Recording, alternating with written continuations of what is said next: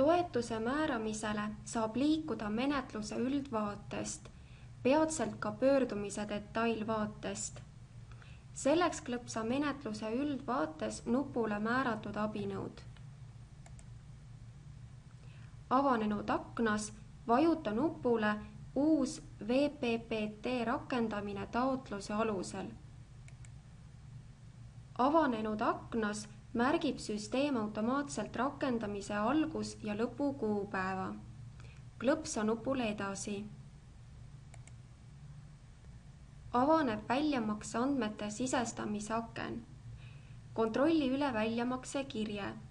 Vajadusel muuda seda või kui taotluse sisestamisel jäi väljamakse kirje lisamata, lisa see selles vaates, täites väljamakse andmed ja klõpsates nupule lisa toetus väljamakse nimekirja.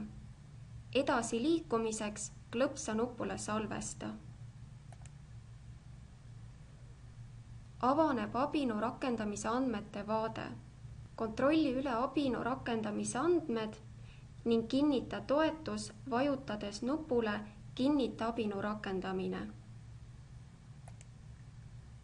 Otsuse väljatrükkimiseks klõpsa nupul otsuse väljatrükk.